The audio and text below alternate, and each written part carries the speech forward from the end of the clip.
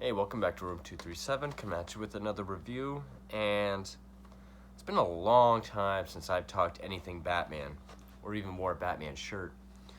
Uh, so, definitely overdue for some more Batman stuff. But I bought this movie a while ago because it was only $5 and I hadn't seen it yet. And I was really curious, and I finally got around to watching it last night, and that is the Lego Batman movie, which came out in 2017. It was a release theatrically. I know there's a lot of Lego Batman stuff out there, like direct-to-video, games, stuff like that. But this was the only one that I was really interested in, like an actual movie. And I kept putting it off because I'm not familiar with anything Lego. I've never seen anything Lego. So I wasn't even sure what the humor was. I was expecting, I don't really want to say like fart jokes and toilet humor, but I was expecting more like a Nickelodeon type humor, which I was pleasantly surprised that it wasn't. It actually has some, you know, very capable humor in it. And also, I looked at the cast before I saw it. I've never been able to pronounce his last name. Don't sound it out in the comments just because I'm saying it wrong. But Zach Galifianakis is Joker. I was kind of like, Will Arness, I thought sounded great as Batman. Michael Cera as Robin, I always thought just sounded funny. But then I actually watched the movie, and just the tone, the overall tone of the film, what the voice actors actually do with their characters, everyone did a great job. And overall, I could say I had a very fun time with this movie. I really did. Because one, it is a perfect parody of Batman. It is like everything that makes Batman what it is. It's a, you know, an exaggerated. It's all exaggerated for parody. You know, like how Batman always works alone, and you know his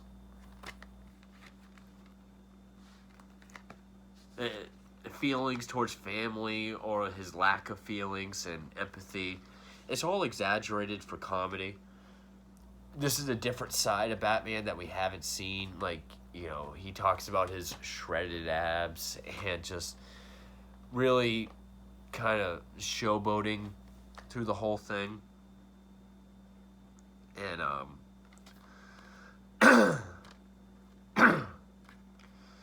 I just and I consider this to be a true love letter to everything Batman. Because, I mean, this has references to every Batman movie ever made, animated series, 60s Adam West series. There's even a reference to the 1943 serial of Batman. Like, this thing goes deep with some of its references. It has villains that hasn't been seen since the 60s series, like King Tut or Egghead, which Egghead was played by Vincent Price. Like, who was this actually written by?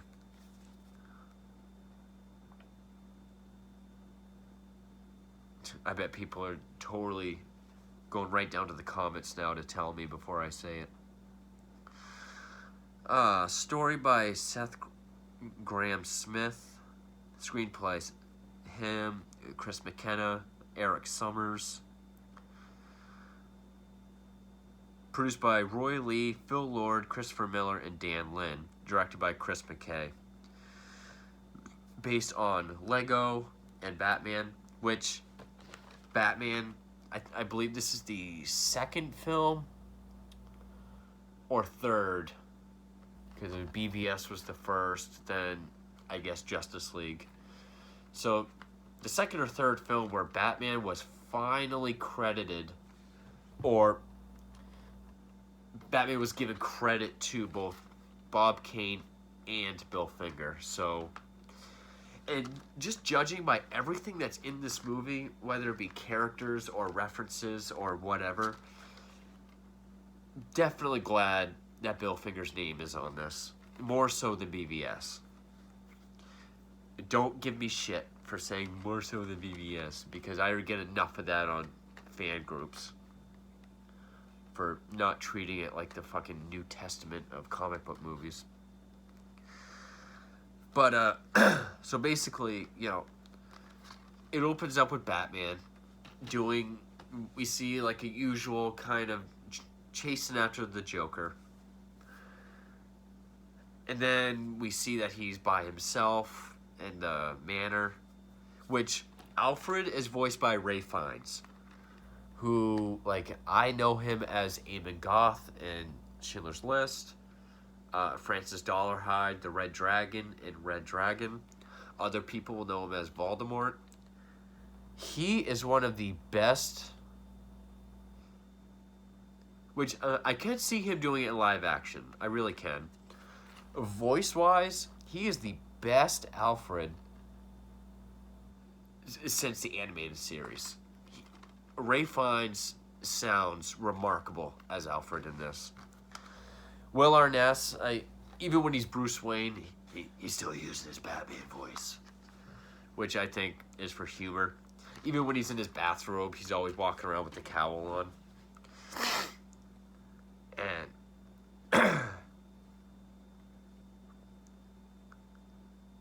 so, he has to go to this charity, or this celebration for the retirement of Commissioner Gordon. And, we find out that Barbara is going to be the new commissioner, which when he sees her, I thought it was funny because it's like that slow motion, he's in love with her, set to Just Died in Your Arms Tonight, which I don't really like 80s music other than like the heavy and thrash metal, but that's my favorite 80s song. That's where he meets a young boy who introduces himself, and this is where I really got the idea of, okay, they're not just going for kiddie humor. He introduces him. He's part of the orphan boys choir, and he idolizes Bruce Wayne. And he goes up to introduce himself, and he says, "My name is Richard Grayson, but the boys at the orphanage like to call me Dick." And then Bruce Wayne, who's barely paying attention, just says, "Yeah, kids can be cruel." I was like, okay. It doesn't go full on Shrek, like have some really dirty stuff in there, but it does understand that, it does have to appeal to everyone. So it does have, like I said, not really mature humor. That might be the dirtiest joke, but and so Joker, again played by Zach Galifianakis, they play on the whole obsession thing between Joker and Batman, whichever way it may go, depending on story. And they treat it like relationships, like, like Joker talks about, like, yeah, well, if you want to go fight around behind my back, which I thought was kind of funny. Batman gets the idea to steal this Phantom Zone projector to, this thing that sends people to the Phantom Zone, which is something from Superman. And he thinks the best way to get rid of Joker is to do that, send him to the Phantom Zone. So he has to sneak into the Fortress of Solitude, which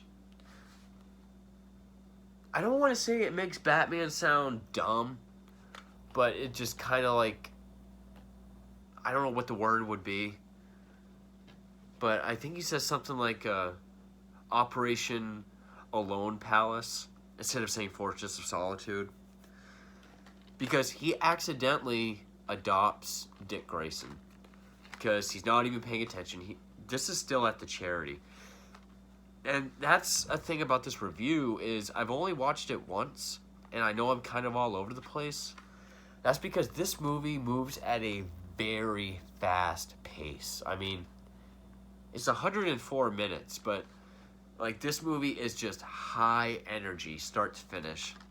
The slowest points would be like when he's in the manor or in the Batcave alone, or if something is happening slowly for effect.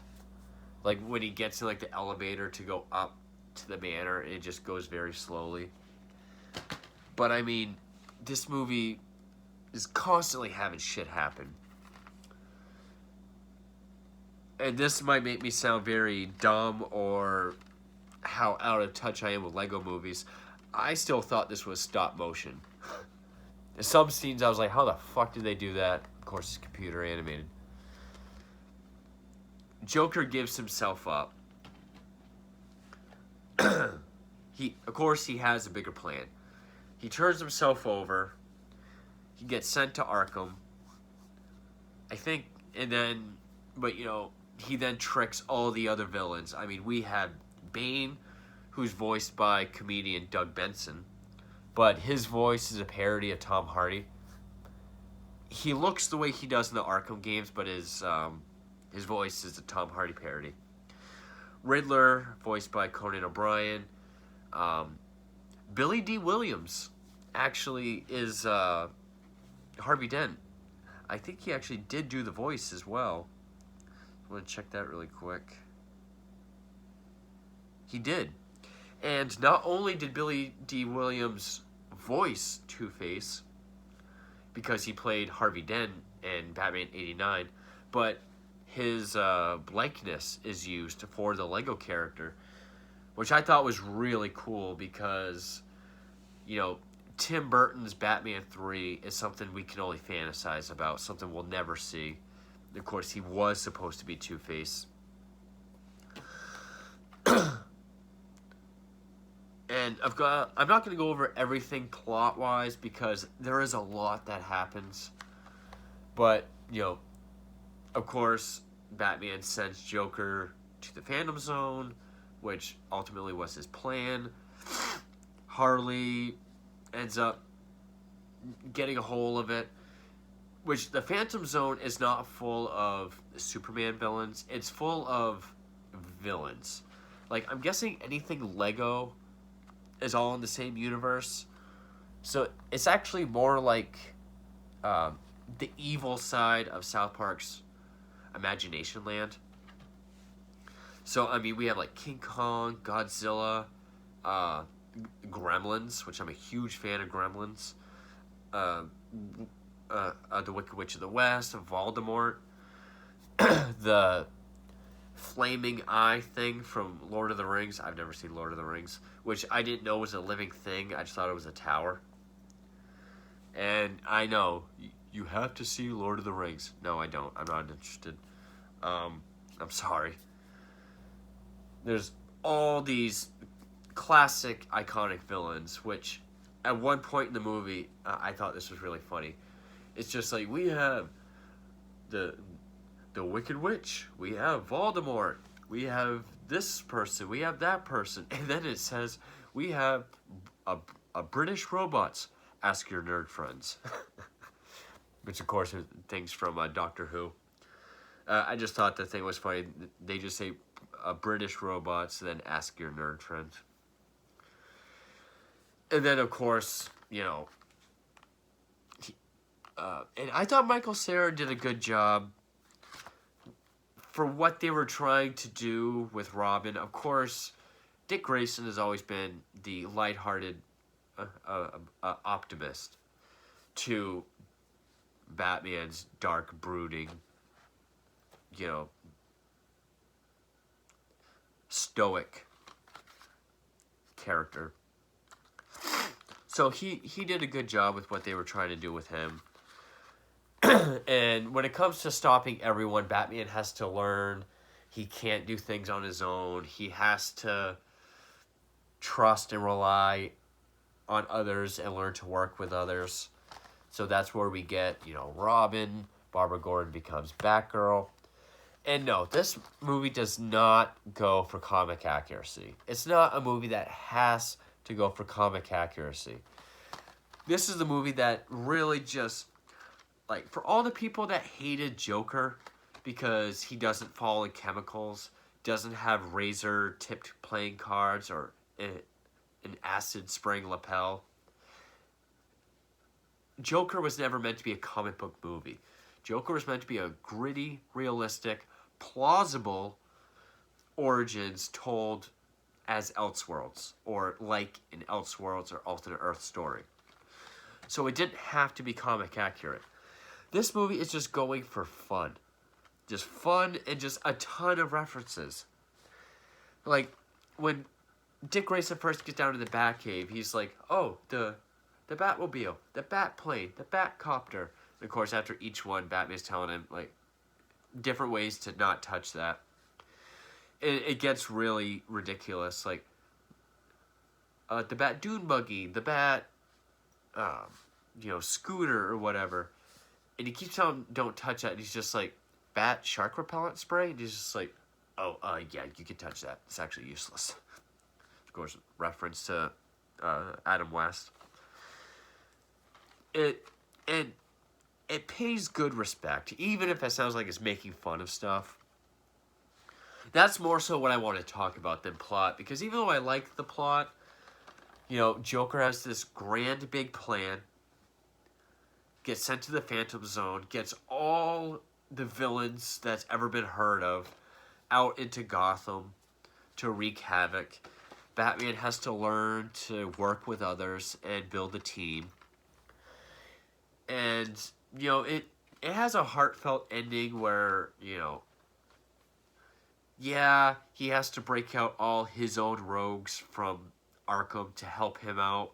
And it's all about the people of Gotham coming together to help the problem. Which is sort of like No Man's Land, because this is what I mean by references. We see on like a Times Square, like, jumbo screen or whatever, it says Cataclysm in Gotham. Of course, is a reference to Cataclysm, this big earthquake because of shit Joker's doing. So like the land starts to split. Of course, they're Legos, so they all stack each other on top of each other. They have to grab each other from across the way and pull the land back together. So it's okay, they got Cataclysm in there, which leads up to No Man's Land, how everything's broken up and separate. References to all these other Batman, whether shows, movies, characters, like, fucking Condiment King is referenced a few times in this. King Tut, Clock King, Egghead, which was all in the Adam West show. The shark repellent.